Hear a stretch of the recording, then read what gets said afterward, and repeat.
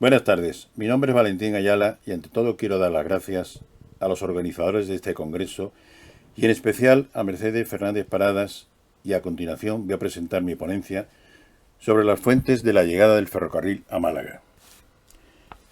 Tras esta breve introducción, vamos a realizar un pequeño resumen de la llegada del ferrocarril a Málaga. La concesión de la línea del ferrocarril de Córdoba a Málaga se obtuvo como resultado de la subasta celebrada el 15 de diciembre de 1859, adjudicada al único postor, don Jorge Loring, el 19 de diciembre de 1859, sobre un proyecto realizado por el ingeniero Perea, pero sin embargo hasta 1861 no se constituyó finalmente la compañía del ferrocarril de Córdoba a Málaga que presidió don Jorge Loring. Las fuentes históricas y su clasificación, según su origen. Como todos sabemos, las fuentes históricas podemos dividirlas en fuentes primarias, según procedan de la época que se está investigando, o fuentes secundarias, si han sido elaboradas con posterioridad al periodo que se está estudiando, y son obra de historiadores. ¿Cómo podemos localizar las fuentes primarias? Pues en principio tenemos un gran fondo para localizar las fuentes primarias referentes al ferrocarril. Tenemos un gran diario oficial, que es el actual BOE, o Boletín Oficial del Estado, que originalmente se llamó de varias maneras, como puede ser la Gaceta de Madrid, o Gaceta simplemente. Aquí tenéis la dirección boe.es, diario Gaceta. Aquí es de libre acceso y podemos entrar, como veis, por fecha y nos podemos descargar directamente el boletín, siempre que sepamos la fecha de publicación. Hay que tener en cuenta que cuando una ley o dictamen o un decreto se publica, no suele ser la misma fecha en que se dicta. Suele haber 2 o 3 días de desfase. Aquí podemos descargar el boletín completo y en el boletín figura cuándo se publicó la ley. Ya digo que no siempre la fecha de publicación es cuando se dicta la ley. Normalmente está bien el PDF y se puede leer con total garantía y se descarga sin ningún tipo de problema.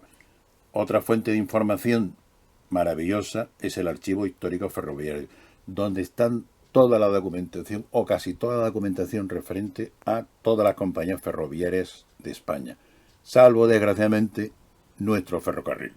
Aquí podemos entrar a través de archivo DocuTren y aquí nos pide una serie de parámetros, nosotros vamos pinchando y al final nos salen una serie de documentos que ya nos está diciendo qué documentos hay. Desgraciadamente aquí no hay internet posible, nos dice lo que hay y nosotros tenemos que ir directamente al archivo para que nos den ese archivo. Esta pestañita significa que ese archivo existe, pero no está digitalizado. Como la mayoría de los archivos, bueno, por los medios que tienen son los que tienen y no hay posibilidad de que nos manden esos archivos. O sea, tenemos que ir allí, bucear y localizarlos. ¿Qué pasa con los archivos que faltan allí de nuestro ferrocarril? Bueno, pues que no se mandaron todos los archivos. ¿Qué pasó con los archivos de la compañía del ferrocarril de Málaga a Córdoba? Pues por desgracia la compañía entró en una fase mala, por llamarlo de una manera, y se integró junto con otras pequeñas compañías andaluzas en lo que dio a llamarse la Compañía de Andaluces. Esta compañía originalmente asumió el control de todas esas pequeñas compañías ferroviarias, se fue a Madrid y cuando empezaron a surgir volvió a Málaga y se instaló en un edificio de nueva planta que se conoció años más tarde como el Palacio de la Tinta, un edificio precioso que inicialmente se le atribuyó a Julio Bryan, aunque años más tarde se averiguó que ese edificio era del arquitecto malagueño Guerrero Strachan.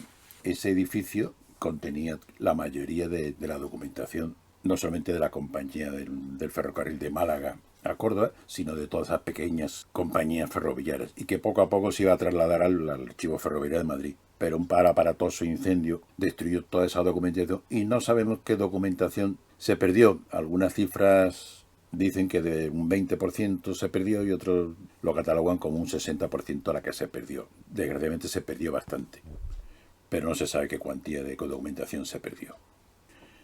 Pasamos a los archivos municipales.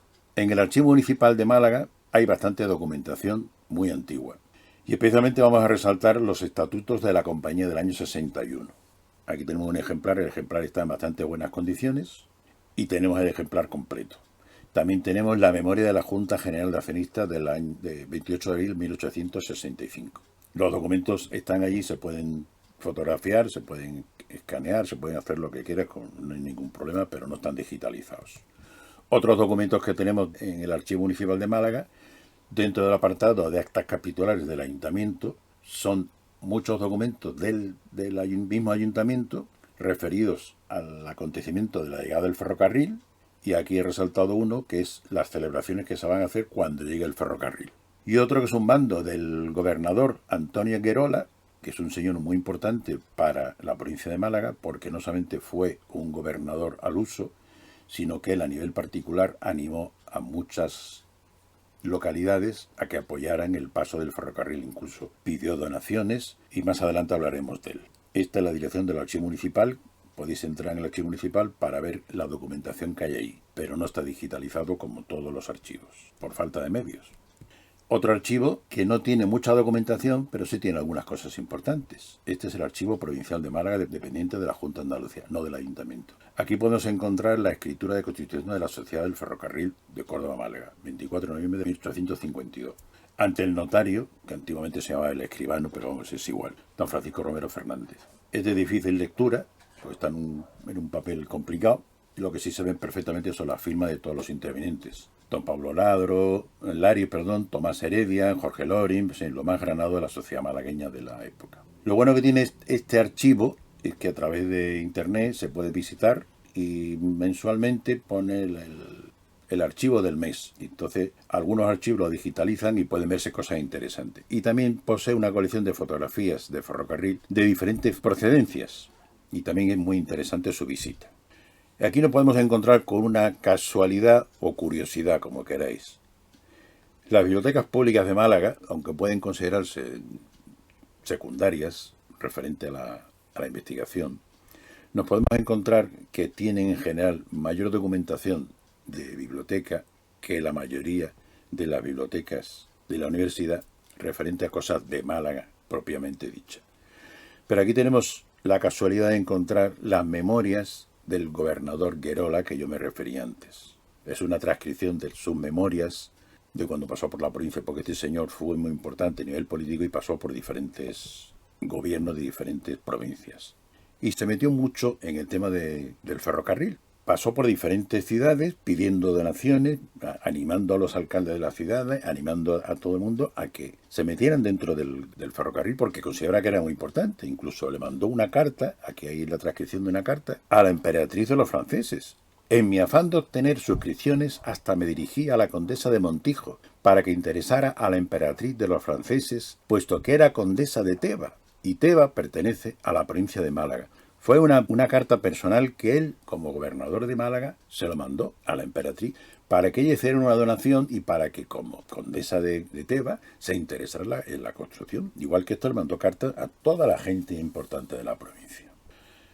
Otro sitio donde podemos recurrir son los archivos fotográficos, porque la fotografía constituye uno de los principales notarios de la historia de nuestro tiempo, y por tanto lo ha sido también de la historia del ferrocarril, a cuyo estudio ha contribuido de forma muy importante. Y debemos de tener en cuenta algo muy, muy importante para nosotros, porque la línea del ferrocarril de Córdoba-Málaga fue la protagonista del primer reportaje sobre un ferrocarril realizado en la historia de la fotografía española. Y eso se lo debemos a Spreafico, un italiano que se aposentó en Málaga porque se casó con una malagueña, nada más y nada menos. Y aquí tenemos de la Fundación Rivero, de Fernández Rivero, una fotografía de la construcción de uno de los viaductos del ferrocarril. Aquí lo podemos encontrar en la colección Fernández Rivero. Aquí tenéis la dirección del blog de Rivero. También otra fuente de información importante son las revistas y periódicos locales de la época. Aquí lo podemos encontrar a través de la Fundación Unicaja, el legado Díaz de Escobar. Bueno, este señor fue muy importante por su época. Fue periodista, fue político, fue abogado, en fin, bastantes cosas importantes.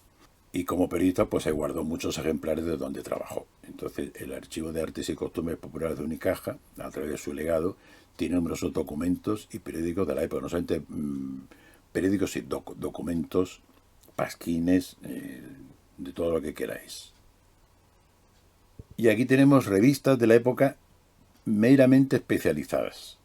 Aquí tenemos dos revistas muy, muy, muy especializadas. Porque hay por ahí revistas que de vez en cuando, como Madrid Científico, en fin, revistas muy científicas que de vez en cuando tratan el tema del ferrocarril. Pero esas son revistas muy, muy especializadas. como es la Gaceta de los Caminos de Hierro, que se emitió desde 1856 hasta 1934. Entrando en Hemeroteca Digital, Biblioteca Nacional de España, podemos descargarnos perfectamente en PDF todos los ejemplares que queráis de 1856 hasta el 34. Están bastante bien digitalizados, las páginas son muy grandes, o sea, hay que leerse poquito a poco porque no podemos buscar por una palabra concreta, hay que bajarse, y pasa igual que en lo que he dicho antes de la Gaceta. No existe la palabra mágica que nos diga exactamente dónde buscar. Tenemos que saber alguna referencia para bajarnos el día y prácticamente la hora para saber qué ejemplar nos tenemos que bajar. Y otra revista muy importante es la revista de Obras Públicas, que se sigue emitiendo todavía. Es de mis colegas, los ingenieros de Obras Públicas. Se pueden bajar todos los ejemplares, salvo los emitidos los últimos meses o el último año, porque es una revista de pago, pero vamos entrando directamente a través del colegio o a través de... Es el Colegio de Obras Públicas, de Ingenieros de Obras Públicas, en el histórico, revista de Obras Públicas, se baja, y aquí... Estas dos revistas están más bien enfocadas a temas técnicos, pero vamos, también contienen documentos y leyes y todo lo que queráis, y es un gran fondo en el cual podemos encontrar toda la documentación que queramos sobre el tema genérico del ferrocarril, y en ocasiones también encontramos cosas relacionadas con el ferrocarril de Málaga. Lógicamente no solamente del ferrocarril de Málaga, sino del ferrocarril en general. Dicho lo cual, nos encontramos... ¿Qué nos queda de nuestro ferrocarril y de nuestra estación? Pues por desgracia, veis a la izquierda unos pequeños restos que no son originales, son de unas naves del año del 1929 aproximadamente, que se ha reformado bastante, porque esas cerchas no son las originales, ni las cubiertas son originales, fueron modificadas posteriormente, los muros sí son originales. Y ya os hablo yo como ingeniero, no como historiador. Y bueno, están ahí y...